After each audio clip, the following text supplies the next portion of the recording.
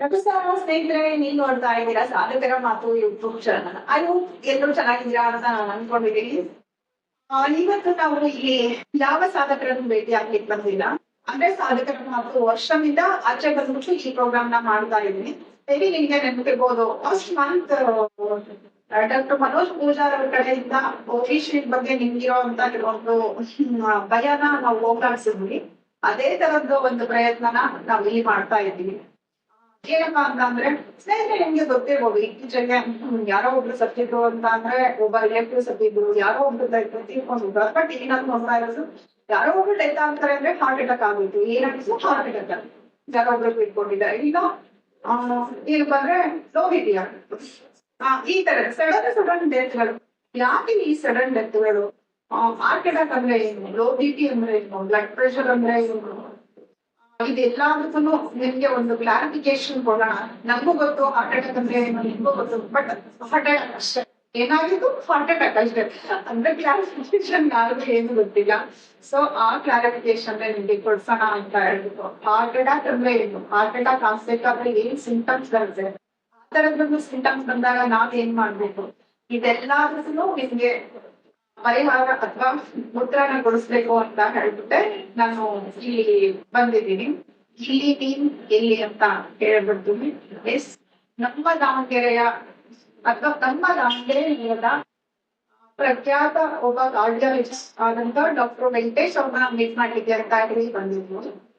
ಅವ್ರ ಕಡೆಯಿಂದಾನೇ ಕೇಳ್ಬಿಡೋಣ, ನಾನು ಅವ್ರ ಮಾತುಗಳಲ್ಲೇ ಕೇಳೋಣ. ಹಾರ್ಟ್ ಅಟ್ಯಾಕ್ ಅಂದ್ರೆ ಏನು, ಹೇಗೆ ಹಾರ್ಟ್ ಅಟ್ಯಾಕ್ ಆಗುತ್ತೆ, ಅಥವಾ ಹಾರ್ಟ್ ಅಟ್ಯಾಕ್ ಆಗ್ಬೇಕಾದ್ರೆ ಏನ್ ಸಿಂಟಮ್ಸ್ ಬರುತ್ತೆ, ಆ ಸಿಂಟಮ್ಸ್ ಬಂದಾಗ ನಾವೇನ್ ಮಾಡ್ಬೇಕು ಅಂತ ಕೇಳೋಣ. ಅವ್ರ ಮಾತುಗಳಲ್ಲೇ ಕೇಳೋಣ. ಬನ್ನಿ ಹೋಗೋಣ. ನಮಸ್ಕಾರ ಸರ್, ನಮ್ಮ ಸಾಧಕರ ಮಾತು ಕಾರ್ಯಕ್ರಮಕ್ಕೆ ನಿಮಗೆ ಸ್ವಾಗತ ಸರ್.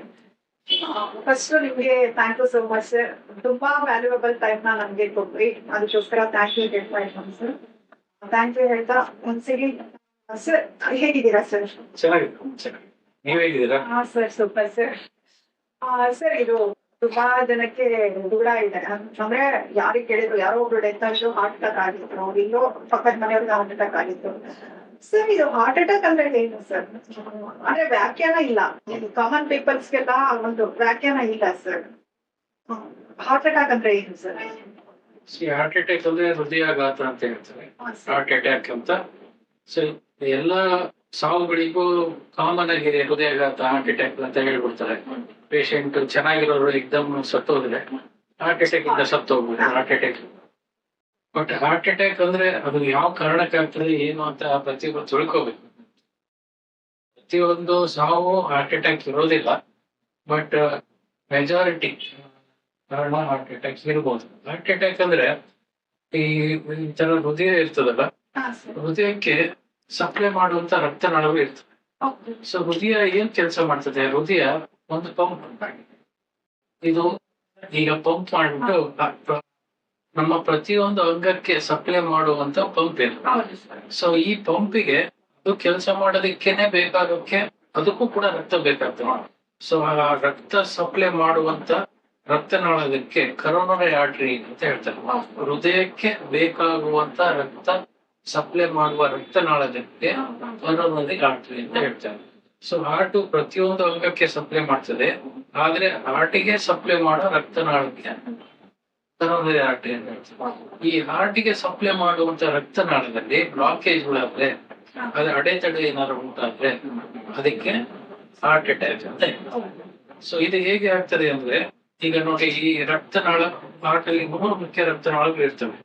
ಇದು LAD, RC, 3 ಮುಖ್ಯ ರಕ್ತನಾಳ ಹಾರ್ಟಿಗೆ ಸಪ್ಲೈ ಮಾಡುವಂತ ರಕ್ತನಾಳ.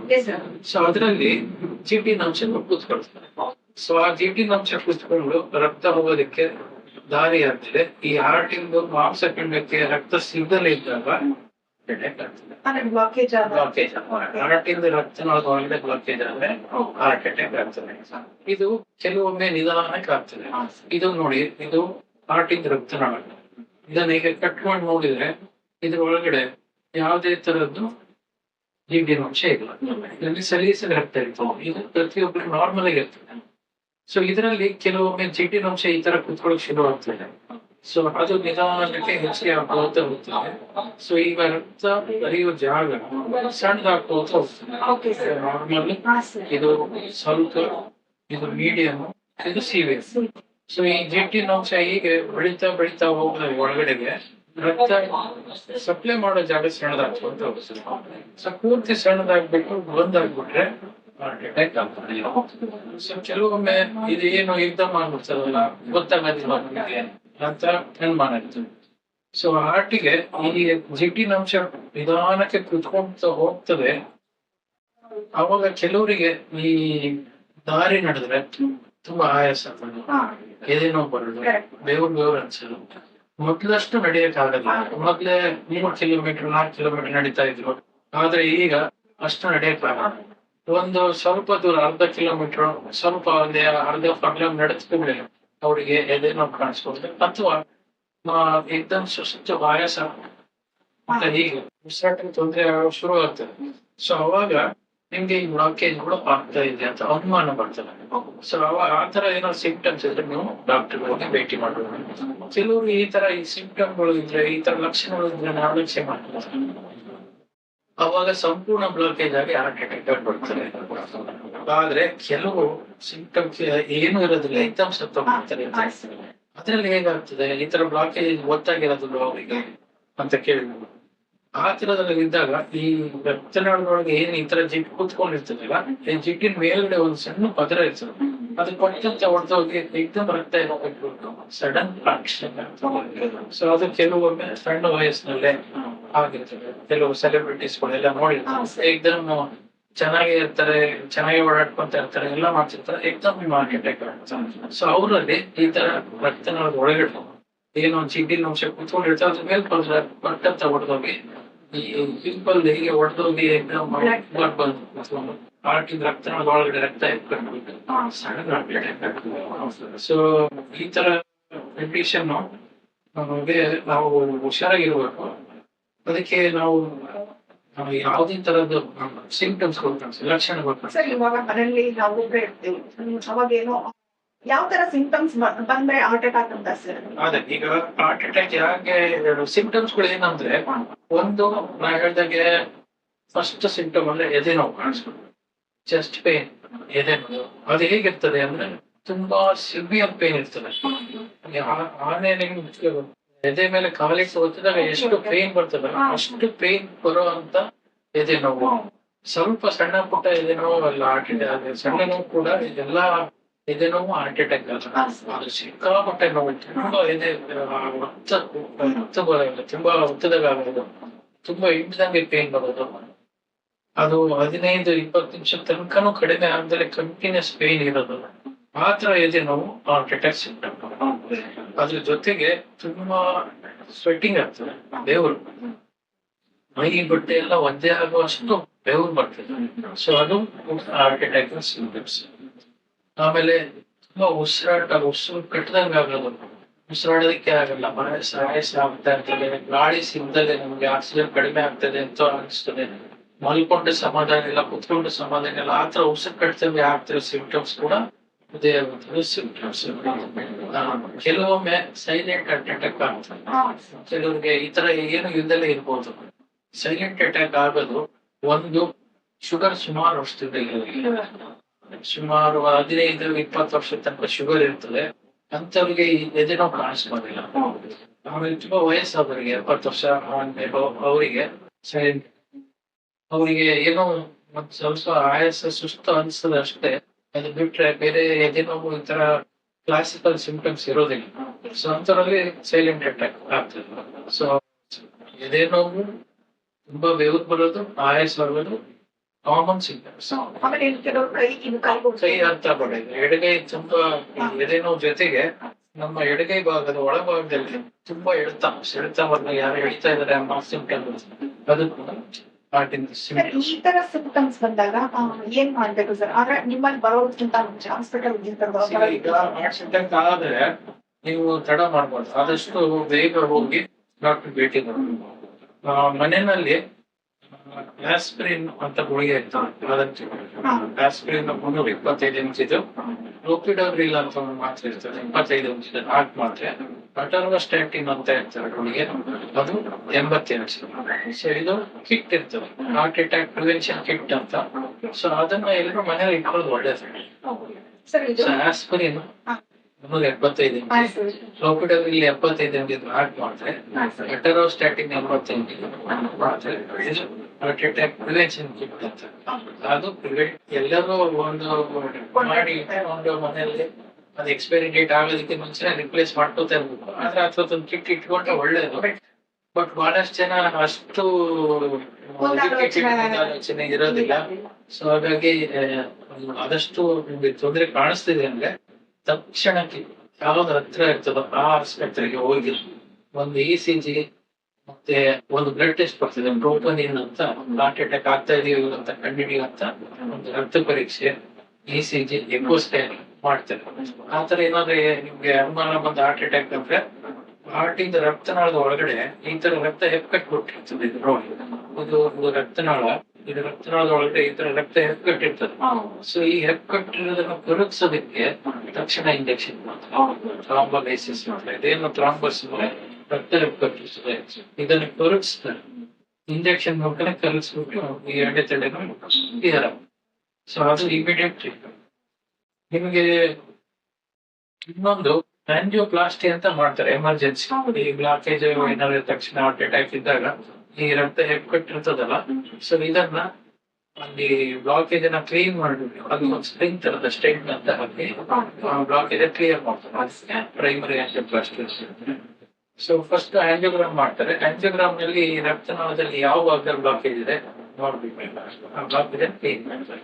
ನಮ್ಮ audience question sir, out of country ಅಂದ್ರೆ ಫಾರಿನ್ ಅಲ್ಲೆಲ್ಲ ಹೇಳಿದಂಗೆ ಆಸ್ಪೈರಿನ್ ಟ್ಯಾಬ್ಲೆಟ್ ಡೈಲಿ ತಗೊಳ್ತಾರೆ ಅಂತ ಹೇಳಿದ್ರು. ಯಾಕೆ ಇದು ತುಂಬಾ ಕಂಟ್ರಿ ತಗೊಳ್ತಾ ಇದ್ದಾರೆ, ಇದು ಯಾಕೆ ಅಂತ ಕೇಳಿ ಅಂತ ಹೇಳಿದ್ರು. ಈಗ ನಮ್ಮ ಇಂಡಿಯಾದಲ್ಲಿ ತಗೊಳ್ತಾ ಇದ್ದಾರೆ ಸರ್. ಕೆಲವರು ತಗೊಳ್ತಾ ಇದಾರೆ. ಬಟ್ ಈಗ ಕೇಳಿ, ಆಸ್ಪಿರಿನ್ ಅಂದ್ರೆ ರಕ್ತ ತೆಳು ಮಾಡುವಂತ ಮೆಡಿಸಿನ್, ಒಂದು ಮಾತ್ರೆ ಬ್ಲಡ್ ತಿನ್ನೋ ಅಂತ ಹೇಳ್ತಾರೆ. ಅದು ಈ ಪ್ಲೇಟ್ಲೆಟ್ ಅಂತ ಒಂದು ಇರ್ತದೆ ರಕ್ತದಲ್ಲಿ, 100 ರಕ್ತ ಕಣಗಳು ಇರ್ತವೆ, ಕೆಂಪು ರಕ್ತ ಕಣ, ಬಿಳಿ ರಕ್ತ ಕಣ, ಪ್ಲೇಟ್ಲೆಟ್ ರಕ್ತ ಕಣ. ಈ ಹಾರ್ಟ್ ಅಟ್ಯಾಕ್ ಆದಾಗ ಆ ಪ್ಲೇಟ್ಲೆಟ್ ರಕ್ತ ಕಣಗಳು ಈ ತರ ಬ್ಲಾಕೇಜ್ ಆಗಿರೋ ಜಾಗದಲ್ಲಿ ಹೋಗಿ ಕುತ್ಕೊಂಡ್ಬಿಟ್ಟು ಪೂರ್ತಿ ಎಲ್ಲಿ ಬ್ಲಾಕೇಜ್ ಆಗ್ತದೆ ಅಲ್ಲಿ ಒಬ್ಬರು ಸೇರ್ಕೊಂಡ್ಬಿಟ್ಟು ಮುಂದೆ ರಕ್ತ ಹೋಗೋದಕ್ಕೆ ಜಾಗ ಇದ್ದಾಗ ಅದು ಬಂದು ಕ್ಲಂಪ್ ಆಗ್ತದೆ. ಸೊ ಅದನ್ನ ತಡೆಗಟ್ಟಕ್ಕೆ ಆಸ್ಪಿರಿನ್ ಅಂತ ಹೋಗಿ ಬಳಸಬೇಕು. ಸೊ ಇದು ಮುಂದೆ ಆಗುವ ಹಾರ್ಟ್ ಅಟ್ಯಾಕ್ ತಡೆಗಟ್ಟೋದಕ್ಕೆ ಆಸ್ಪಿರಿನ್ 75 ಲೋ ಡೋಸ್ ಆಸ್ಪಿರಿನ್ ತಗೊಳ್ತಾರೆ. ಸೊ ಇದು ಪ್ರತಿಯೊಬ್ರು ತಗೋಬಾರದು. ಆಕ್ಚುಲಿ ಪ್ರತಿಯೊಬ್ಬರಿಗೂ ಅನುಕೂಲ ಆಗೋದಿಲ್ಲ. ಇದು ಕೆಲವು ಸೆಟ್ ಪೇಷಂಟ್ಸ್ಗೆ, ಸುಮಾರು ವರ್ಷದಿಂದ ಶುಗರ್ ಇರೋರಿಗೆ, ಆಮೇಲೆ ತುಂಬಾ ರಿಸ್ಕ್ ಫ್ಯಾಕ್ಟರ್, ಫ್ಯಾಮಿಲಿನಲ್ಲಿ ಸಡನ್ ಹಾರ್ಟ್ ಅಟ್ಯಾಕ್ ಆಗಲಿ ಅಥವಾ ಸಡನ್ ಕಾರ್ಡಿಯಾಕ್ ಡೆತ್ ಆಗಿರೋ ಈ ತರ ಕೆಲವು selected patients, atherosclerotic coronary vascular disease risk factor 10% ಅಂತ ಹೆಚ್ಚಿಗೆ ಇರಬೇಕು. ಅದು ರಿಸ್ಕ್ ಯಾರಿಗೆ ಇರ್ತದೆ ಅಂತ ನಾವು ಕ್ಯಾಲ್ಕುಲೇಟ್ ಮಾಡಿ ಆವಾಗೆ ಶುರು ಮಾಡಬೇಡಿ. ಇದು ಡಬಲ್ ಎಡ್ ಶೋ, ಇದರಿಂದ ಬ್ಲೀಡಿಂಗ್ ಆಗ್ತದೆ. ನಿಮ್ಗೆ ಹೊಟ್ಟೆನಲ್ಲಿ ಅಲ್ಸರ್ ಇದ್ರೆ ಗೊತ್ತಿಲ್ಲದೆ ಬ್ಲೀಡಿಂಗ್ ಆಗಿ ಶುರು ಆಗ್ತದೆ. ಸೊ ನಮ್ಗೆ ಹಾರ್ಟ್ ಅಟ್ಯಾಕ್ ತಡೆಗಟ್ಟಕ್ಕೆ ಅಂತ ಸುಮ್ಮನೆ ತಗೋಬಾರ್ದು.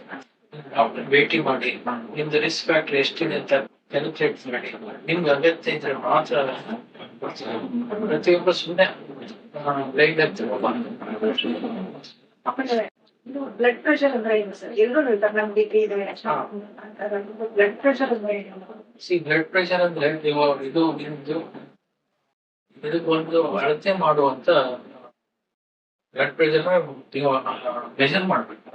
ಸೊ ಸಿಕ್ ಬಂದಿದೆ, ತುಂಬಾ ಟೆನ್ಷನ್ ಆಗ್ತಿದೆ, ನಮ್ BP ಹೆಚ್ಚಿಗೆ ಆಗ್ತಿದೆ, ಅದು ಬ್ಲಡ್ ಪ್ರೆಷರ್ ಅಲ್ಲ. ನೀವು ಡಾಕ್ಟರ್ ಹತ್ರ ಹೋದಾಗ ಒಂದು ಇನ್ಸ್ಟ್ರೂಮೆಂಟ್ ಇಂದ ಸ್ಪಿಗೋಮೈನೋಮೀಟರ್ ಅಂತ ಒಂದು ಇರ್ತದೆ, ಅದನ್ನ ಹಾಕ್ಬಿಟ್ಟು ನಿಮ್ದು ರಕ್ತ ಒತ್ತಡನ ಟೆಸ್ಟ್ ಮಾಡ್ತೀವಿ. ಸೊ ಅದು ಹೆಚ್ಚಿಗೆ ಇದ್ರೆ ಮಾತ್ರ ಬ್ಲಡ್ ಪ್ರೆಷರ್ ಅಂತ ಹೇಳ್ತಾರೆ. ಅದಕ್ಕೆ ಒಂದು ಲಿಮಿಟ್ ಇರ್ತದೆ. ಸಿಸ್ಟೋಲಿಕ್ ಅಂಡ್ ಡಯಾಸ್ಟೋಲಿಕ್ ಅಂತ 2 BP ಮೆಜರ್ ಮಾಡ್ತೀವಿ. ಸಿಸ್ಟೋಲಿಕ್ 120, ಡಯಾಸ್ಟೋಲಿಕ್ ಅಂದ್ರೆ ಸಿಸ್ಟೋಲಿಕ್ ಅಂದ್ರೆ ಮೇಲ್ಗಡೆ 120, ಕೆಳಗಡೆ BP ಡಯಾಸ್ಟೋಲಿಕ್ 80. ಇದು ನಾರ್ಮಲ್ ಬ್ಲಡ್ ಪ್ರೆಷರ್. ಇದಕ್ಕಿಂತ ಸ್ವಲ್ಪ ಹೆಚ್ಚಿಗೆ ಇದೆ ಅಂದ್ರೆ 130 ಮತ್ತೆ 80ಗಿಂತ ಸ್ವಲ್ಪ 85, 90ಗಿಂತ ಕೆಳಗಡೆ ಇದ್ರೆ ಬಾರ್ಡರ್ ಲೈನ್ ಸ್ವಲ್ಪ ಈ ಶುರು ಆಗ್ತಾ ಇದೆ ಅಂತ 140 ಮೇಲ್ಗಡೆ ಬಿಪಿ 90 ಡ್ಯಾಸ್ಟಲ್ ಕೆಳಗಡೆ ಬಿಪಿ ಬಿಪಿ ಶುರು ಆಗಿದೆ ಅಂತ ಅದು 180 ಬದಲಿಗೆ ಸಿವಿಯರ್ 140ರಿಂದ 160 ಮಧ್ಯದಲ್ಲಿ ಮೀಡಿಯಂ ಬಿಪಿ ಈ ತರ. ಸೊ ಅದನ್ನ ನಾವು ಗ್ರೇಡ್ ವೈಸ್ ಮಾಡ್ತೀವಿ. ಲೋ ಬಿಪಿ ಅಂತ ಹೇಳ್ಬಿಟ್ಟು ಮಲ್ಕೊಂಡಿರ್ಬೇಕಾದ್ರೆ ಡೆತ್ ಆಗ್ಬಿಡ್ತಾರೆ, ಗೊತ್ತಾಗಲ್ಲ, ಹಾರ್ಟ್ ಅಟ್ಯಾಕ್ ಗಿಂತನೂ ಡೇಂಜರ್ ಇದು ಅಂತ ಹೇಳ್ತಾರೆ. ಲೋ ಬಿ ಪಿ ಅಂತ ಈಗ ನಿಮಗೆ ಲೋ ಬಿ ಪಿ ಅನ್ನೋದು ಈ ಸಿಸ್ಟೋಲಿಕ್ ಬಿ ಪಿ 90ಗಿಂತ ಕೆಳಗಡೆ, ಡಯಾಸ್ಟೋಲಿಕ್ ಬಿ ಪಿ 60ಗಿಂತ ಕೆಳಗಡೆ ಆದರೆ ಲೋ ಬಿ ಪಿ. ಆದರೆ ಲೋ ಬಿ ಪಿ ಆದ ತಕ್ಷಣ ಡೆತ್ ಆಗತ್ತೆ ಅಂತ ಅಲ್ಲ. ಕೆಲವರಿಗೆ ನ್ಯಾಚುರಲ್ ಆಗಿ ಬಿ ಪಿ ಕಡಿಮೆ ಇರ್ತದೆ. ಕೆಲವರು ನೀವು ಮೆಜರ್ ಮಾಡಿದಾಗ ಈಗ 100 90 ಆ ಥರ ಇರ್ತದೆ. ಆ ಥರ ಲೋ ಬಿ ಪಿ ಇದೆ ಆದ ತಕ್ಷಣ ಡೆತ್ ಆಗ್ಬಿಡತ್ತೆ ಅಂತ ಭಯ ಪಡಬಾರ್ದು. ಕೆಲವು ನ್ಯಾಚುರಲ್ಗೆ ಕಡಿಮೆ ಇರ್ತದೆ. ಆ ಥರ ಇರೋರಿಗೆ ಮೈಯಲ್ಲಿ ರಕ್ತ ಕೊರತೆ ಇರ್ಬೋದು, ನೀರಿನ ಅಂಶ ಕೊರತೆ, ಮಿನರಲ್ಸ್ ಲವಣಾಂಶಗಳು ಕೊರತೆ, ಈ ಥರ ಬೇರೆ ಬೇರೆ ಕಾರಣದಿಂದ ಲೋ ಬಿ ಪಿ ಇರ್ತದೆ. ಕೆಲವು ಹಾರ್ಮೋನಲ್ ಡಿಸೀಸ್ಗಳಲ್ಲೂ ಕೂಡ ಲೋ ಬಿ ಪಿ ಇರೋ ಸಂಭವ ಇರ್ತದೆ. ಸೊ ಹಾಗಾಗಿ ಲೋ ಬಿ ಪಿ ಇದೆ ಅಂದ ತಕ್ಷಣ ಅದು ಹೆದರ್ಕೋಬಾರ್ದು. ಡಾಕ್ಟ್ರಿಗೆ ಅದು ತಕ್ಕಂಗೆ ಪರೀಕ್ಷೆ ಮಾಡಿಸ್ಕೊಂಡು ಅದಕ್ಕೆ ಅಗತ್ಯ ಟ್ರೀಟ್ಮೆಂಟ್ ತೊಗೊಂಡು ಸರಿ ಆಗ್ತದೆ. ಲೋ ಬಿ ಪಿ ಆಗಿ ಸಾಯೋದು ಅಂದರೆ ಹಾರ್ಟ್ ಅಟ್ಯಾಕ್ ಆಗಿ, ಸೈಲೆಂಟ್ ಹಾರ್ಟ್ ಅಟ್ಯಾಕ್ ಆಗಿ ಲೋ ಬಿ ಪಿ ಆಗಿರ್ತದೆ. ಸೊ ಅದರಿಂದ ಅವ್ರಿಗೆ ಆ ಥರ ಡೆತ್ ಆಗಿರ್ಬೋದು. ಸೊ ಹೃದಯ ಪಂಪ್ ಮಾಡ್ದಲೆ ಹಾರ್ಟಿಂದು ರಕ್ತನಾಳಗಳೆಲ್ಲ ಸಣ್ಣದಾಗಿಬಿಟ್ಟು ಮೈಯಲ್ಲಿ ಪ್ರೆಷರ್ ಉತ್ಪತ್ತಿ ಆಗೋದಿಲ್ಲ. ಸೊ ಅವಾಗ ಲೋ ಬಿ ಪಿ ಆಗಿ ಡೆತ್ ಆಗ್ತದೆ. ಅಥವಾ ಮೈನಲ್ಲಿ ಎಲ್ಲಾದರೂ ರಕ್ತಸ್ರಾವ ಆದರೆ ಅವಾಗಲೂ ಕೂಡ ಲೋ ಬಿ ಪಿ ಆಗ್ತದೆ. ಈಗ ಕೆಲವು ಅಲ್ಸರ್ ಬ್ಲೀಡ್ ಆಗಿರ್ತದೆ ಹೊಟ್ಟೆನಲ್ಲಿ, ಗೊತ್ತಿಲ್ಲದಲ್ಲೇ ರಕ್ತಸ್ರಾವ ಆಗಿರ್ತದೆ, ಲೋ ಬಿ ಪಿ ಆಗ್ತದೆ. ಮೆದುಳಿಗೆ ರಕ್ತಸ್ರಾವ ಆಗಿ ಲೋ ಬಿ ಪಿ ಆಗ್ತದೆ. ಆ ಥರ ಬೇರೆ ಬೇರೆ ಕಾರಣದಿಂದ ಲೋ ಬಿ ಪಿ ಆಗ್ಬೋದು. ಜಿಮ್ ಮಾಡಬೇಕಾದ್ರೆ, ಡೆಡ್ ಲಿಫ್ಟ್ ಮಾಡಬೇಕಾದ್ರೆ, ವೆಯ್ಟ್ ಲಿಫ್ಟ್ ಮಾಡಬೇಕಾದ್ರೆ, ಟ್ರೆಡ್ಮಿಲ್ ಮಾಡಬೇಕಾದ್ರೆ ಹಾರ್ಟ್ ಅಟ್ಯಾಕ್ ಆಗ್ತದೆ. ಇವಾಗ ಇನ್ಸ್ಟಾನಲ್ಲಿ ಅದು ಎಲ್ಲ ತುಂಬ ಓಡಾಡ್ತಾ ಇದ್ದಾರೆ ಇದ್ರ ಬಗ್ಗೆ. ಆಮೇಲೆ ಒಂದು ಸ್ವಲ್ಪ ಜನ ಭಯ ಪಟ್ಕೊಂಡ್ರು ಕೂಡ, ಯಾಕಂದರೆ ವೆಯ್ಟ್ ಲಿಫ್ಟ್ ಮಾಡೋದು, ಡೆಡ್ ಲಿಫ್ಟ್ ಮಾಡಬೇಕಾದ್ರೆ, ಯಾಕಂದರೆ ಅವೆಲ್ಲ ವಿತ್ ಮೀಡಿಯಾ ಪ್ರೂಫ್ ಸಮೇತ ನಾವು ನೋಡಿದಾಗ ಎಲ್ಲ ಒಂದು ಕಡೆ ನಾವು ಹಿಂಗೆ ಎತ್ತುತ್ತಾ ಇರ್ತಾರೆ, ಹಾಗೆ ಹಾರ್ಟ್ ಅಟ್ಯಾಕ್ ಆಗಿ ಹಿಂದೆ ಬೀಳ್ತಾರೆ. ಈಗ ಅದು ಈಗ ಹೆಂಗೆ ಇಂಡಿವಿಜುವಲ್ಸು ಅಥ್ಲೆಟ್ಸ್ಗಳು ಇವರಲ್ಲಿ ಸಡನ್ ಕಾರ್ಡಿಯಾಕ್ ಡೆತ್ ಅಂತ ಆಗ್ತದೆ. ಇವರಿಗೆ ಏನಾಗ್ತದೆ ಅಂದರೆ ಬೇರೆ ಬೇರೆ ಕಾರಣ ಇರ್ತದೆ. ಒಂದು ಹೃದಯದ ಮಾಂಸಖಂಡ ದಪ್ಪ ಇರ್ತದೆ. ಕೆಲವರಿಗೆ ಹೆಚ್ಚಾಗಿ ಬೈ ಬರುತ್ತೆ. ಇದು ಲೆಫ್ಟ್ ವೆಂಟ್ರಿಕಲ್ ಅಂತ ಇರ್ತದೆ. ಈ ಲೆಫ್ಟ್ ವೆಂಟ್ರಿಕಲ್ ಮಾಂಸಖಂಡ ಅಯೋರ್ಟಕ್ಕೆ ಹೋಗೋ ಜಾಗ ಸಣ್ಣದಾಗ್ಬಿಟ್ಟಿರ್ತದೆ. ಸೊ ಅದು ಕೆಲವೊಮ್ಮೆ ಈ ಥರ ಡೆಡ್ ಲಿಫ್ಟು ತುಂಬ ಹೆವಿ ವೆಯ್ಟು ಏನು ಮಾಡಿದಾಗ ಹಾರ್ಟಿಂದು ಮಾಂಸಖಂಡ ಮುಖ್ಯ ರಕ್ತನಾಳಕ್ಕೆ ಹೋಗುವಂಥ ಜಾಗನ ಒತ್ತು ಬಿಡ್ತದೆ. ಸೊ ಆ ಟೈಮಲ್ಲಿ ಟೆಂಪ್ರರಿಯಾಗಿ ಯಾವ ಭಾಗಕ್ಕೂ ರಕ್ತ ಸಂಚಲನೆ ಆಗ್ತಾಯಿಲ್ಲ. ಆ ಟೈಮಲ್ಲಿ ಆ ಥರದ್ದು ರಕ್ತ ಏನಾದರೂ ಒಂದು 30 ಸೆಕೆಂಡ್ ತನಕ ಹೊರಗಡೆ ಹೋಗದಲ್ಲೇ ಇದ್ದಾಗ ಎಕ್ದಮ್ ಹಾರ್ಟ್ ಸ್ಟನ್ ಆಗಿಬಿಟ್ಟು ಡೆತ್ ಆಗ್ತದೆ. ಸೊ ಆ ಥರ ಅದಕ್ಕೆ ಹೈಪರ್ಟ್ರೋಫಿಕ್ ಕಾರ್ಡಿಯೋಮಯೋಪತಿ ಅಂತ ಹೇಳ್ತಾರೆ. ಹಾರ್ಟಿನ ಮಾಂಸಖಂಡಗಳು ದಪ್ಪ ಇದ್ಬಿಟ್ಟು ಹಾರ್ಟಿಗೆ ಬೇರೆ ಭಾಗದ ರಕ್ತ ಸಂಚಲನೆಗೆ ತಡೆಗಟ್ಟಿ ಅಡ್ಡ ಬಂದ್ಬಿಟ್ಟು ಆವಾಗ ಡೆತ್ ಆಗ್ತದೆ. ಇನ್ನೊಂದು ಅರಿಥ್ಮಿಯಾ ಅಂತ ಹೇಳ್ತಾರೆ. ಅಂದರೆ ಹೃದಯ ಒಂದು ತಾಳದಲ್ಲಿ ಬಡಿತಾ ಇರುತ್ತೆ. ನಾರ್ಮಲಾಗಿ 70ರಿಂದ 100 ಸರಿ ಹತ್ರ ಬಡಿತಾ ಇರುತ್ತೆ. ಒಂದೇ ತಾಳದಲ್ಲಿ ಬಡಿಬೇಕು.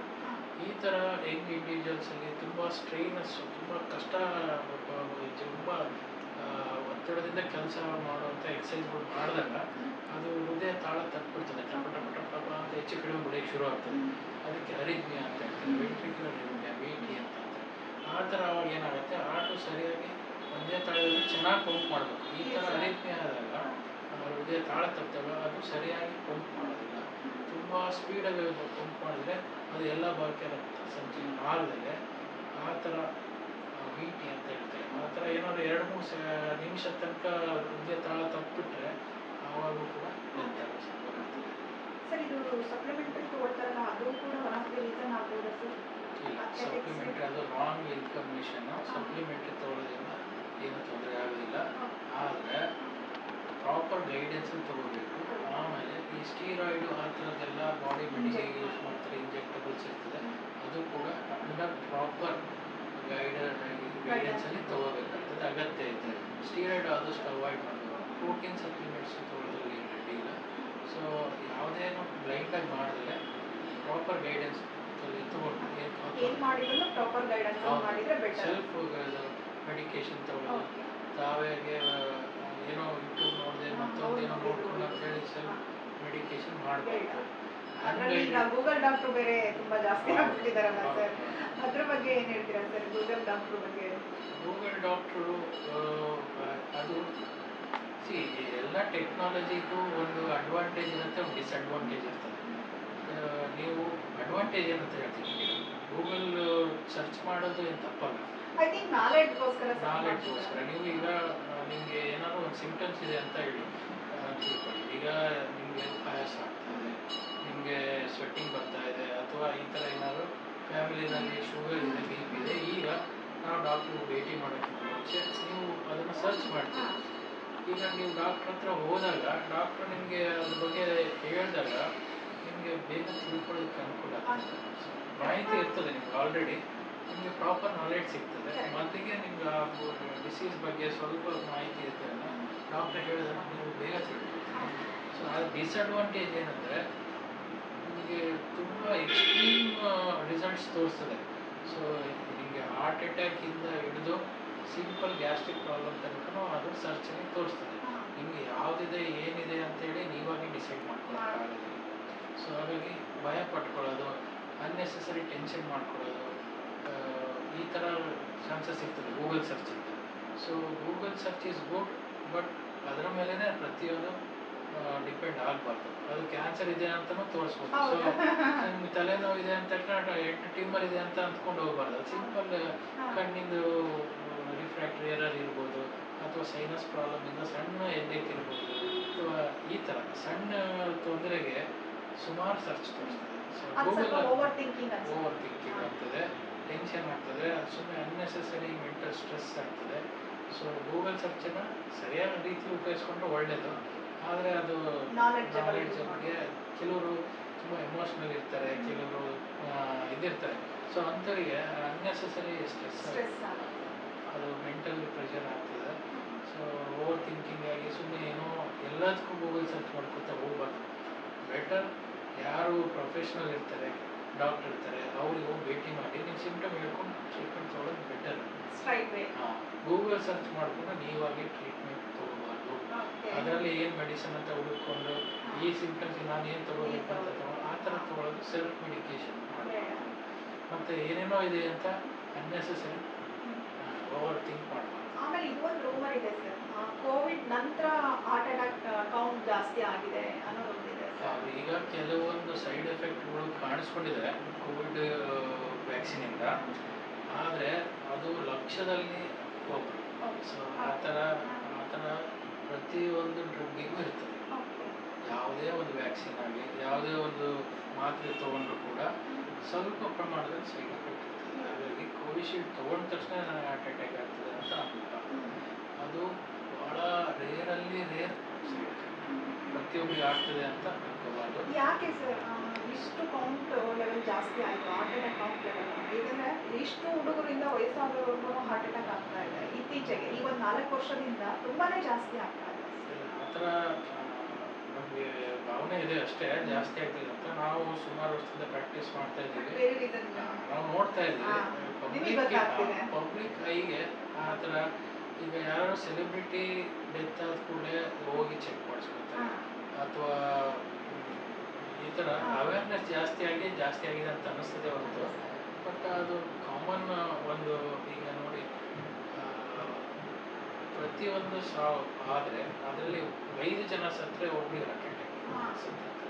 So 1 in 5 death is because of heart attack.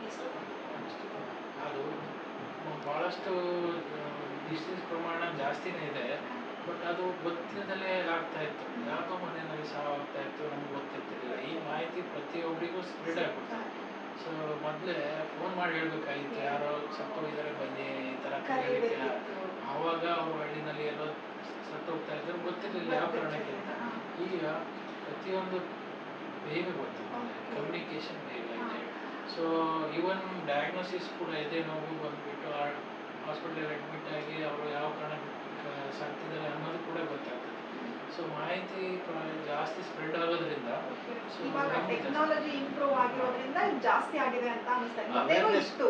ಹಿಂದೆನೂ ಇತ್ತು, ಈಗ ಅವೇರ್ನೆಸ್ ಜಾಸ್ತಿ ಆಗಿದೆ, ಬೇಗ ಗೊತ್ತಾಗ್ತದೆ ಅಷ್ಟೇ. ಓಕೆ ಸರ್, ಇವಾಗ ತುಂಬಾ ಜನಕ್ಕೆ ಕನ್ಫ್ಯೂಷನ್ಸ್ ಇದೆ. ನಾನು ಟ್ರೆಡ್ಮಿಲ್ ಮಾಡೋದಾ ವಾಕ್ ಹೋಗೋದಾ ಮಾರ್ನಿಂಗ್ ಅಂತ ಹೇಳ್ಬಿಟ್ಟು. ವಾಕ್ ಬೆಸ್ಟಾ ಟ್ರೆಡ್ಮಿಲ್ ಬೆಸ್ಟಾ sir? Walking is the best compared to treadmill. ಹಾಂ ಯಾಕೆ ಅಂದರೆ ನಿಮಗೆ ಒಂದು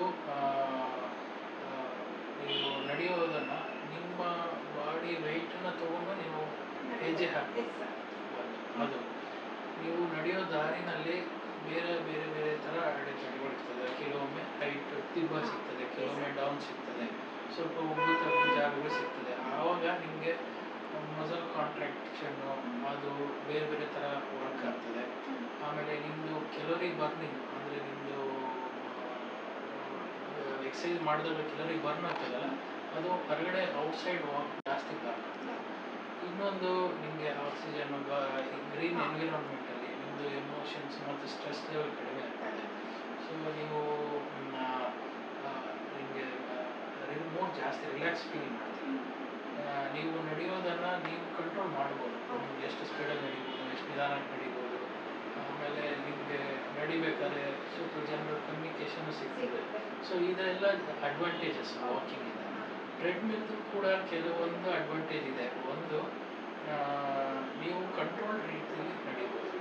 ನಿಮ್ಮದು ಸ್ಪೀಡನ್ನು ಸೆಟ್ ಮಾಡ್ಕೊಬೋದು, ಯಾವ ಸ್ಪೀಡಲ್ಲಿ ನಡಿಬೋದು ಅನ್ನೋದನ್ನು ಟ್ರೆಡ್ಮಿಲ್ ಸೆಟ್ ಮಾಡ್ಕೊಂಡು ನೀವು ಆ ಪ್ರಕಾರ ವಾಕ್ ಮಾಡ್ಬೋದು. ಸೊ ಟ್ರೆಡ್ಮಿಲ್ದು ಕೆಲವೊಂದು ಅಡ್ವಾಂಟೇಜ್ ಇದೆ. ಡಿಸ್ಅಡ್ವಾಂಟೇಜ್ ಏನಂದರೆ ಅದು ಮೋಟ್ರೈಸ್ಡ್ ಇದ್ರ ಮೇಲೆ ಬೆಲ್ಟ್ ತಿರುಗ್ತಾ ಇರ್ತದೆ, ನೀವು ಅದರ ಮೇಲೆ ಹೆಜ್ಜೆ ಹಾಕ್ತೀವಿ.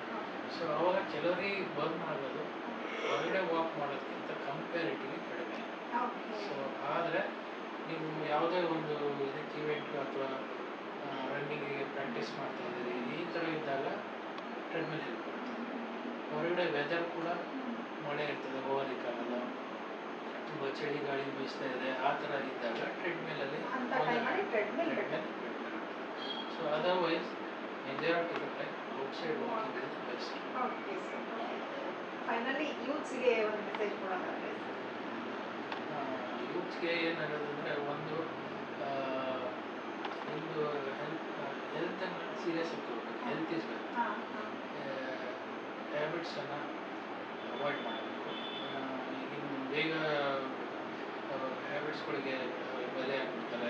ಆಮೇಲೆ ಸ್ಮೋಕಿಂಗು, ತಂಬಾಕು, ಗುಟ್ಕಾ ತಿನ್ನೋದು, ಡ್ರಗ್ಸ್ ಅಬ್ಯೂಸು, ಡ್ರಿಂಕ್ಸು, ಆಲ್ಕೋಹಾಲು, ಇವೆಲ್ಲ ಆರೋಗ್ಯಕ್ಕೆ ಒಳ್ಳೆಯದಲ್ಲ. ಅದು ಎಸ್ಪೆಷಲಿ ಹೃದಯಕ್ಕಂತೂ ತುಂಬ ಕೆಟ್ಟದ್ದು. ಸೊ ಸಣ್ಣ ವಯಸ್ಸಲ್ಲಿ ಇದರಲ್ಲಿ ನೋಡಿದೆ ಸರ್, ನಾನು ಹಾರ್ಟ್ ಅಟ್ಯಾಕ್ ಅಂದರೆ ಸ್ವಲ್ಪ ಸ್ಮೋಕ್ ಮಾಡೋರಲ್ಲಿ ಹಾರ್ಟ್ ಅಟ್ಯಾಕ್. ಹೌದು, smoking is a major risk. Smoking ತುಂಬ ದೊಡ್ಡ ರಿಸ್ಕ್ ಅದು. ಹಾಗಾಗಿ smoking is very very bad. Alcohol bad, but comparatively ತಗೊಳ್ಳಿ ಅಂತ ಹೇಳೋದಿಲ್ಲ. ಬಟ್ ಇವೆಲ್ಲ ತಂಬಾಕು ನೀವು ಯಾವುದೇ ಥರದ್ದು ಉಪಯೋಗಿಸಿ, ಗುಟ್ಕಾ ತೆಗೆಯೋದಾಗಲಿ ಅಥವಾ ಸ್ಮೋಕಿಂಗ್ ಮಾಡೋದಾಗಲಿ, ಸೇಮ್ ಇಟ್ ಈಸ್ ತುಂಬ ಒಳ್ಳೆಯದಲ್ಲ. ಅದರಿಂದ ಹಾರ್ಟಿಂದ ರಕ್ತನಾಳಗಳಿಗೆ ನಾನು ಹೇಳಿದ್ನಲ್ಲ, ಚಿಗ್ಗಿನ ಅಂಶ ಎಲ್ಲ ಕುತ್ಕೊಳ್ಳೋಕೆ ಶುರು ಆಗ್ತದಲ್ಲ, ಸೊ ಅದು ಬೇಗ ಶುರು ಆಗ್ತದೆ. ಆಮೇಲೆ ಇದು youths they should do exercise. ನೀವು ಒಬೆಸಿಟಿ ಇದೆಯಲ್ಲ, ಸೊ ಹಾಗಾಗಿ should indulge in one of the sports. ಯಾವ್ದಾದ್ರು ಒಂದು ಆ್ಯಕ್ಟಿವಿಟಿನಲ್ಲಿ ಬ್ಯಾಡ್ಮಿಂಟನ್ ಆಡಿ, ಕ್ರಿಕೆಟ್ ಆಡಿ, ಅಥವಾ ನಿಮ್ಗೆ ಯಾವುದು ಫಿಸಿಕಲಿ ಆ್ಯಕ್ಟಿವ್ ಆಗಕ್ಕೆ ಸಾಧ್ಯನೋ ಅದನ್ನು ಮಾಡಿ. ಜಿಮ್ ಮಾಡೋದಾದ್ರೆ ಜಿಮ್ ಕೂಡ ಒಳ್ಳೆಯದು. ಈ ಥರ ಯಾವುದೋ ಒಂದು ಫಿಸಿಕಲ್ ಆ್ಯಕ್ಟಿವಿಟಿ ಮಾಡಬೇಕು. ಆಮೇಲೆ ಸರ್, ಇದು ಜಿಮ್ ಬಗ್ಗೆ ತುಂಬ ಜನಕ್ಕೆ ತಪ್ಪು ಕಲ್ಪನೆ ಇದೆ, ಜಿಮ್ ಬೇಡ ಬೇಕು. ಇಲ್ಲ, ಅದು ತಪ್ಪು ಕಲ್ಪನೆ. ಜಿಮ್ಮನ್ನು ಗೈಡೆನ್ಸಲ್ಲಿ ಮಾಡಿದರೆ ಒಳ್ಳೆಯದು. ಯಾವ್ದು ಮಾಡಿದ್ರು ಗೈಡೆನ್ಸಲ್ಲಿ ಮಾಡಬೇಕು. ಜಿಮ್ ಮಾಡೋಕ್ಕಿಂತ ಮುಂಚೆ ನೀವು ಯಾವ ಥರದ್ದು ಮಾಡ್ತಿದ್ದೀರಾ, ಈಗ ಒಂದು ಕಾರ್ಡಿಯಾಕ್ ಅಂತ ಇರ್ತದೆ, ಇನ್ನೊಂದು ಇದು ವೆಯ್ಟ್ ಟ್ರೈನಿಂಗ್ ಅಂತ ಇರ್ತದೆ. ನೀವು ಯಾವುದಕ್ಕೆ ತಯಾರಿ, ಜನರಲ್ ಹೆಲ್ತಿಗೆ ನೀವು ಟ್ರೆಡ್ಮಿಲ್ ಮಾಡೋದು, skipping, jumping, stretching exercises, cycling, ಆಮೇಲೆ light weight lifting, Zumba, aerobics, ಇವೆಲ್ಲ ಒಳ್ಳೆಯದೇ. ಆದರೆ ತುಂಬ ವೆಯ್ಟ್ ಇದೆಯಲ್ಲ, ಬೆಂಚ್ ಪ್ರೆಸ್ಸು, ಪವರ್ ಲಿಫ್ಟಿಂಗು ಇವೆಲ್ಲಕ್ಕೆ ಗೈಡೆನ್ಸ್ ಬೇಕು. ಸೊ ಅದನ್ನೆಲ್ಲ ನೀವು ಮಾಡೋದಕ್ಕಿಂತ ಮುಂಚೆ ನೀವು ಮಸಲ್ ಬಿಲ್ಡ್ ಮಾಡೋದಕ್ಕೆ ಮಾಡೋಂಥ ಹೆವಿ ವೆಯ್ಟ್ ಲಿಫ್ಟಿಂಗ್ ಏನಿರ್ತದಲ್ಲ ಅದು ಮಾಡೋದಕ್ಕಿಂತ ಮುಂಚೆ ಒಮ್ಮೆ ನೀವು ಡಾಕ್ಟರ್ ಭೇಟಿ ಮಾಡಿ ಚೆಕ್ ಮಾಡಿಸ್ಕೊಂಡು ಆಮೇಲೆ ಬಿಲ್ಡ್ ಯುವರ್ ಮಸಲ್ಸ್ ಅಥವಾ ವೆಯ್ಟ್ ಟ್ರೈನಿಂಗ್ ಮಾಡ್ಕೊಂಡು. Thank you so much sir. ತುಂಬಾ ಆಮೇಲೆ ಇನ್ನೊಂದು ಊಟದ ಕೂಡ ಇಂಪಾರ್ಟೆಂಟ್ ಆಗ್ತದೆ. ಯಾಕಂದರೆ ಪ್ರತಿಯೊಬ್ಬರು ಇಂದ ಓಲ್ಡ್ ತನಕ food habit is very important. So ಈಗಿನ ಕಾಲದಲ್ಲಿ ಫಾಸ್ಟ್ ಫುಡ್ ಬಂದುಬಿಟ್ಟಿದೆ. ಮೊದಲೇ 10 ವರ್ಷದಿಂದ ಇರಲಿಲ್ಲ, ಈಗ ಫಾಸ್ಟ್ ಫುಡ್ ಝೊಮ್ಯಾಟೊ, ಸ್ವಿಗ್ಗಿ ಮನೆಯಲ್ಲಿ ಅಡುಗೆನೂ ಕೂಡ ಕಡಿಮೆ ಮಾಡೋಕ್ಕೆ. ಸೊ ಔಟ್ಸೈಡ್ ಫುಡ್ ತೊಗೊಂಬಂದು ತಿನ್ನೋದು ಹ್ಯಾಬಿಟ್ಸ್ ಜಾಸ್ತಿ ಆಗ್ತಾ ಇದೆ. ಸೊ ಹಾಗಾಗಿ healthy food habit is very important. So ಅದರಲ್ಲಿ ಏನು ಅಂದರೆ ಮನೆಯಲ್ಲಿ ಮಾಡಿರೋ ಅಡುಗೆ ಒಳ್ಳೆಯದು. ಆಯಿಲ್ ಏನು ಯೂಸ್ ಮಾಡ್ತಿರಲ್ಲ ಅದು ಸಿಂಗಲ್ ಯೂಸ್ ಆಯಿಲ್ ಮಾಡಿ. ಯಾವ ಆಯಿಲ್ ಯೂಸು ಅಂತ ಕೇಳ್ತಾರೆ ಭಾಳಷ್ಟು ಜನ ಪೇಷಂಟ್ಸು. ಸರ್ ನಾವು ಸನ್ಫ್ಲವರ್ ರೌಂಡ್ನಟ್ ಆಯಿಲ್ ಒಳ್ಳೆಯದ, ಆಲಿವ್ ಆಯಿಲ್ ಒಳ್ಳೆಯದ, ಯಾವುದೇ ಯೂಸ್ ಮಾಡಿ ಸಿಂಗಲ್ ಯೂಸ್ ಮಾಡಬೇಕು, ರೀಯೂಸ್ ಮಾಡಬಾರ್ದು. Reused oil is very bad. ಆಮೇಲೆ ಆದಷ್ಟು ಫ್ರೂಟ್ಸು, ವೆಜಿಟೇಬಲ್ಸು, ತರಕಾರಿ ಪಲ್ಯಗಳನ್ನು ಜಾಸ್ತಿ ತಿನ್ನಿ. ಆಮೇಲೆ ಕಾಳು ಪಲ್ಯದ್ದು, ಸಿರಿಧಾನ್ಯದ್ದು ನೀವು ಪಲ್ಯಗಳು, ಹೆಸರು ಕಾಳು ಪಲ್ಯ, ಈ ಥರದ್ದು ಬೀನ್ಸಿನ ಪಲ್ಯ, ಈ ಥರದ್ದು ಏನಿರ್ತದೆ ವೆಜಿಟೇಬಲ್ಸಲ್ಲಿ ಮತ್ತು ನಟ್ಸ್, ಅದರಲ್ಲಿ ಡ್ರೈ ನಟ್ಸ್. ನಾನ್ ವೆಜ್ನವ್ರಿಗೆ ಹಾರ್ಟ್ ಅಟ್ಯಾಕ್ ಜಾಸ್ತಿ ಆಗುತ್ತೆ ಅಂತ ಹೇಳ್ಬಿಟ್ಟು ಅದು ಒಂದಿದೆ. ಹೌದಾ ಸರ್? ಅದು ನಾನ್ ವೆಜ್ ತೊಗೊಂಡ್ರೆ ಅದರಲ್ಲಿ ರೆಡ್ ಮೀಟ್ ಅಂತ ಏನಿದೆ ಇದೆಯಲ್ಲ, ಸೊ ಮಟನ್ ಅದು ಒಳ್ಳೆಯದು. ಅದರಲ್ಲಿ ಅನ್ಸ್ಯಾಚುರೇಟೆಡ್ ಫ್ಯಾಟಿ ಆಸಿಡ್ ಜಾಸ್ತಿ ಇರೋದ್ರಿಂದ ಸೊ ನಿಮ್ಮದು ರಕ್ತನಾಳದ ಒಳಗಡೆ ಈ ಥರ ಜಿಡ್ಡು ಕೂತ್ಕೊಳ್ಳೋ ಸಂಭವ ಜಾಸ್ತಿ. ಸೊ ಲೀನ್ ಮೀಟ್ ಅಂತ ಹೇಳಿದ್ರೆ ಚಿಕನ್ನು, ಎಗ್, ಈ ಫಿಶ್ ಇರ್ತದೆ, chicken and fish lean meats ಅದು ಒಳ್ಳೆಯದು. ಅದು ಪ್ರೋಟೀನ್ ಸೋರ್ಸು. ಬಾಡಿಗೆ ಲಿಮಿಟೆಡ್ ಕ್ವಾಂಟಿಟಿಲಿ ಯೂಸ್ ಮಾಡಿದರೆ ಫಿಶ್ ಆ್ಯಂಡ್ ಚಿಕನ್ ಒಳ್ಳೆಯದು, ಮಟನ್ನು ಒಳ್ಳೆಯದು, ರೆಡ್ ಮೀಟ್ ಇಸ್ ಬ್ಯಾಡ್. ಆಮೇಲೆ ಪ್ರೋಟೀನ್ ಸೋರ್ಸಲ್ಲಿ ಎಗ್ ಕೂಡ ಒಳ್ಳೆಯದೇ. ಆಮೇಲೆ ಘೀ ತಿನ್ನಬೇಕಾ ಬೇಡ ಅಂತ ಭಾಳ ಜನ ಡೌಟ್ ಇರ್ತದೆ. ಸರ್ ಘೀ ಸ್ವಲ್ಪ ಗುಡ್ ಫ್ಯಾಟಿ ಆ್ಯಸಿಡ್, ಒಳ್ಳೆ ಫ್ಯಾಟಿ ಆ್ಯಸಿಡ್. ಅದು ಮಸಲ್ ಬಿಲ್ಡ್ ಮಾಡೋದಕ್ಕೆ, ನಮ್ಮದು ಪ್ರತಿಯೊಂದು ಸೆಲ್ಗಳು ಡೆತ್ ಆದಾಗ ಅದು ರೀಬಿಲ್ಡ್ ಮಾಡೋದಕ್ಕೆ 1 spoon limited quantity ghee is but over use ಮಾಡಬಾರ್ದು. ಆಮೇಲೆ ಸರ್ ಇನ್ನೊಂದು ಇದರಲ್ಲಿ ಹಾರ್ಟ್ ಅಟ್ಯಾಕ್ ಅನ್ನೋದ್ರಲ್ಲಿ ಸ್ವಲ್ಪ ಹೆಣ್ಮಕ್ಳಿಗಿಂತ ಗಂಡು ಮಕ್ಕಳಿಗೆ ಜಾಸ್ತಿ ಹಾರ್ಟ್ ಅಟ್ಯಾಕ್ ಆಗ್ತಾ ಇದೆ ಒಂದು ಅನಾಲಿಸಿಸ್ ಪ್ರಕಾರ. ಅಂದ್ರೆ ಓವರ್ ಸ್ಟ್ರೆಸ್ ಇಂದ ಈ ತರ ಇಲ್ಲ. ಈಗ ಹೆಣ್ಮಕ್ಳಿಗೆ 40 ವರ್ಷದ ತನಕ ದೇವರವರಿಗೆ ಪ್ರೊಟೆಕ್ಷನ್ ಕೊಟ್ಟಿರ್ತಾರೆ. ಅದು ಯಾಕೆ ಅಂದರೆ ಅವರಲ್ಲಿ ಪ್ರೊಜೆಸ್ಟ್ರಾನ್ ಮತ್ತು ಈಸ್ಟ್ರೋಜನ್ ಅಂತ ಹಾರ್ಮೋನ್ ಇರುತ್ತೆ. ಅವರು ಪ್ರತಿ ತಿಂಗಳು ಮೆನ್ಸ್ಟ್ರುವಲ್ ಸೈಕಲ್ ಆಗೋದಕ್ಕೆ ಹಾರ್ಮೋನ್ಗಳು ಬೇಕಾಗುತ್ತೆ. ಸೊ ಆ ಹಾರ್ಮೋನ್ಗಳು ಹೃದಯದ ಮೇಲೆ ಕೆಲವೊಂದು ಪ್ರೊಟೆಕ್ಷನ್ ಕೊಡುವಂಥ ಎಫೆಕ್ಟ್ ಇರ್ತದೆ. ಸೊ ಹಾಗಾಗಿ ಹೆಣ್ಮಕ್ಳಲ್ಲಿ ಹಾರ್ಟ್ ಅಟ್ಯಾಕು 40 ವರ್ಷಕ್ಕಿಂತ ಕೆಳಗಡೆ ಕಡಿಮೆ ಆಗದೇ ಇಲ್ಲ ಅಂತ ಆಗ್ತದೆ. ಬಟ್ ಹುಡುಗರಿಗೆ ಕಂಪೇರ್ ಮಾಡಿದರೆ ಹೆಣ್ಮಕ್ಳಿಗೆ ಕಡಿಮೆ. ಆದರೆ ಒಂದ್ಸರಿ ಹಾರ್ಮೋನ್ ಲೆವೆಲ್ಗಳು ನಿಧಾನ ಕಡಿಮೆ ಆಗ್ತಾ ಹೋದಂಗೆ ಮೆನೋಪಾಸ್ ಆದ ನಂತರ, ಮುಟ್ಟು ನಿಂತ್ಕೊಂಡ ನಂತರ ಹೆಣ್ಮಕ್ಳಲ್ಲಿ ಮತ್ತು ಗಂಡು ಮಕ್ಕಳಲ್ಲಿ ಇಬ್ಬರಲ್ಲೂ risk factors same. So comparatively 40 ವರ್ಷಕ್ಕಿಂತ ಕೆಳಗಡೆ ಹೆಣ್ಮಕ್ಳಲ್ಲಿ ಹಾರ್ಟ್ ಅಟ್ಯಾಕ್ ಕಡಿಮೆ, ಆದರೆ ಗಂಡು ಮಕ್ಕಳಲ್ಲಿ ಆಗ್ತದೆ. ಬಟ್ ಒಂದ್ಸರಿ ಏಜ್ ಆಗ್ತಾ ಹೆಣ್ಮಕ್ಳು ಗಂಡು ಮಕ್ಕಳು ಇಬ್ಬರಲ್ಲೂ ಸೇಮ್ ಆಗ್ತದೆ. Thank you so much sir. ತುಂಬ ವ್ಯಾಲ್ಯೂಯಬಲ್ ಮಾಹಿತಿನ ತಿಳಿಸ್ಕೊಟ್ರಿ, ಅದಕ್ಕೋಸ್ಕರ thank you so much sir. ನಮ್ಮ ಸಾಧಕರ ಮಾತು ಕಾರ್ಯಕ್ರಮಕ್ಕೆ ನಿಮ್ಮ ಟೈಮ್ ತುಂಬ ವ್ಯಾಲ್ಯೂಯಬಲ್ ಅಂತ ಹೇಳ್ತೀನಿ. ಥ್ಯಾಂಕ್ ಯು ಸೆಕೆಂಡ್ ಸರ್, ಧನ್ಯವಾದಗಳು ಸರ್. ಕೇಳಿದ್ರಲ್ಲ, ಇಷ್ಟೊತ್ತು ತುಂಬ ಉಪಯುಕ್ತವಾದ ಮಾಹಿತಿನ ತಿಳಿಸ್ಕೊಟ್ರು ನಮ್ಮ ಡಾಕ್ಟ್ರು. ಮತ್ತೆ ಮುಂದಿನ ಸಾಧಕರೊಂದಿಗೆ ಭೇಟಿಯಾಗ್ತೀನಿ.